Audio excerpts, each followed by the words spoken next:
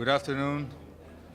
We are very pleased to have intervened in the United Nations General Assembly.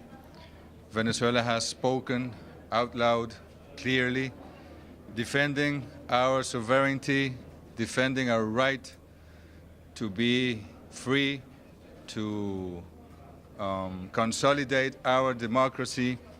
And of course, we have denounced the worst threat that the world is suffering nowadays, which is the threat against multilateralism.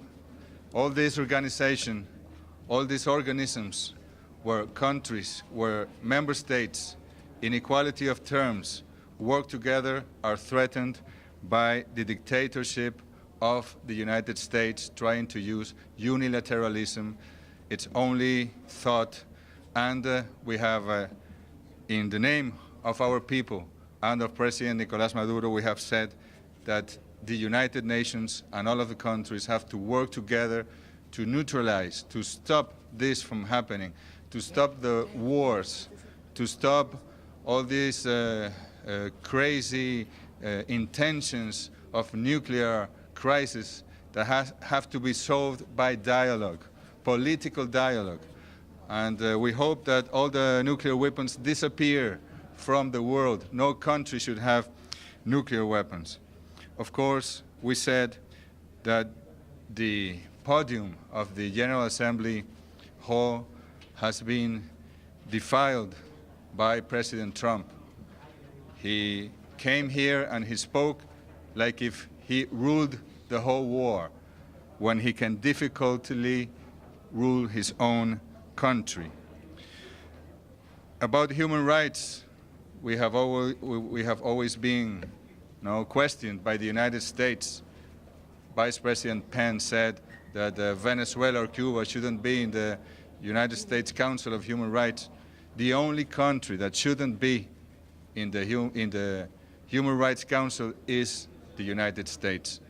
It violates human rights all over the world, not only with wars, with bombs, with suffering, with illegal prisons, with torture.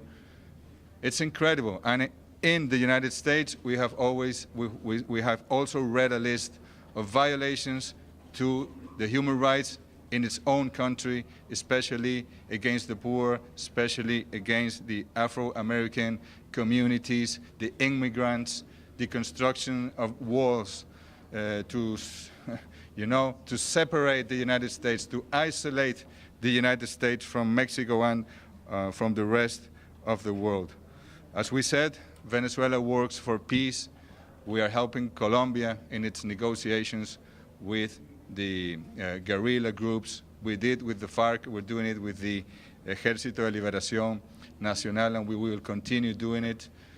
We also congratulated and we are very grateful to the Secretary General, Antonio Guterres, because he's working with us, with Guyana, with good offices in order to look for a satisfactory solution for both parts in the framework of the Geneva Agreement. And about climate change as well.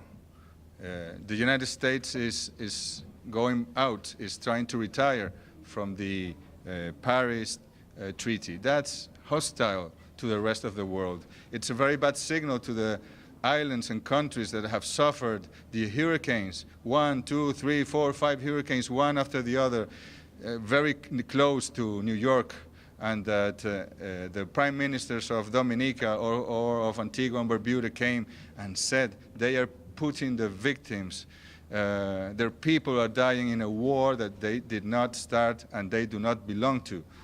It's a war of the capitalist system against our mother nature. And that's why we have to stop it. And about Venezuela's democracy, we have held 22 elections in 18 years. We are having elections of governors next October the 15th. We have elections of mayors the first 3 months of next year. We have presidential election in December next year. We have to, in referendum, we have to approve the new constitutional word text. So no one can say that Venezuela is not a democracy. The United States attacks us constantly. Yesterday there was a new aggression about all these visas for the diplomats and their families, you know, with the Arab countries and North Korea. This is a strategy, unfounded strategy to soften the public opinion and to try to make a case against Venezuela. And we do not discard even a military intervention, as President Trump said. We're looking for dialogue. We're looking for channels with the government, with the administration of Mr. Trump. We have to stop the madness and the irrationality. And here is a sovereign country building its own socialist democracy, and we are open to have a dialogue, but if we are attacked, we will respond in the same field in which we are attacked. We hope it never happens again. So that's essentially what we said.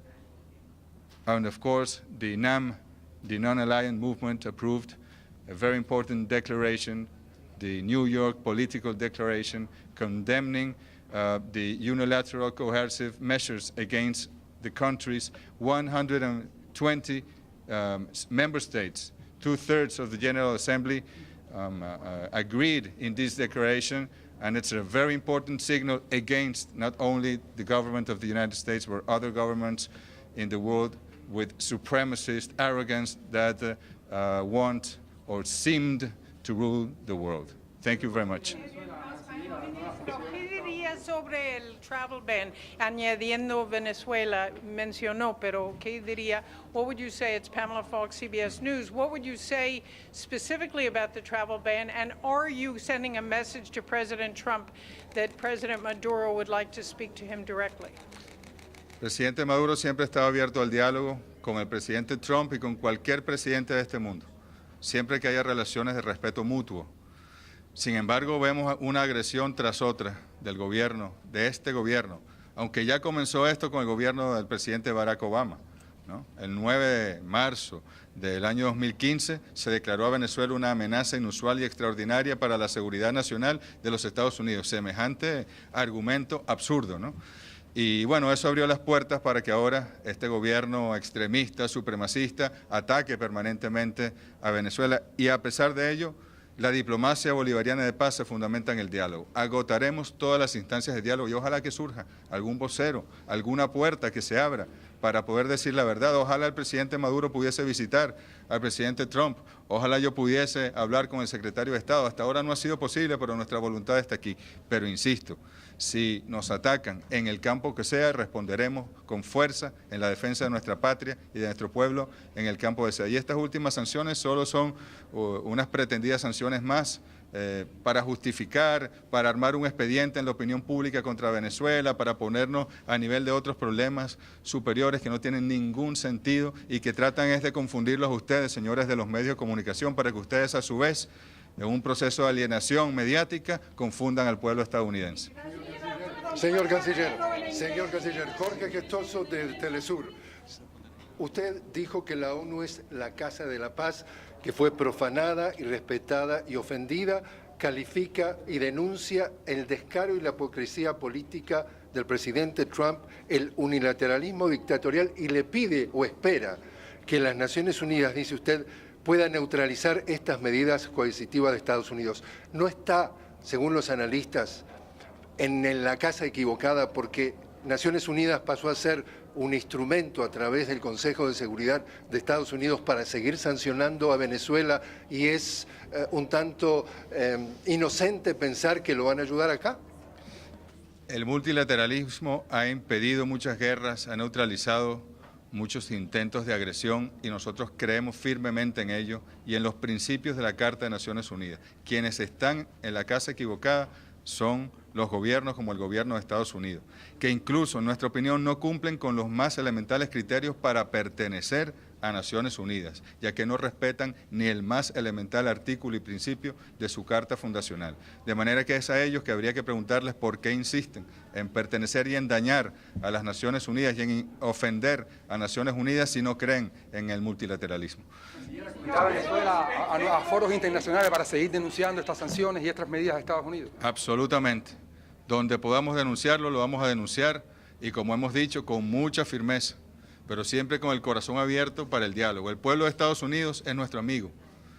Nosotros queremos, admiramos y respetamos los aportes que en cultura, que en ciencia, que en organización social este pueblo le ha dado a la humanidad. Ahora, su élite gobernante, y especialmente esta élite gobernante supremacista, racista, está atacando en primer lugar al pueblo de Estados Unidos, pero además, como efecto colateral, así que es un término que le gusta mucho a los guerreristas en el mundo, afectan a pueblos como el venezolano.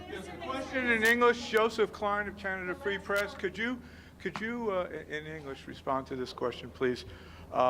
President Trump in his speech talked about what he viewed as the failure of socialism, and that actually your Yes. Venezuela's economic performance demonstrates the failure of the socialist ideology. Could you comment on that, please? Thank you. That's very sad because, you know, those ideological differences nowadays have no sense. We have to respect each model. We have to respect the principles of the United Nations. Capitalism is the system that is destroying the whole world, that is almost trying to disappear humanity in the world. We have a socialist proposal.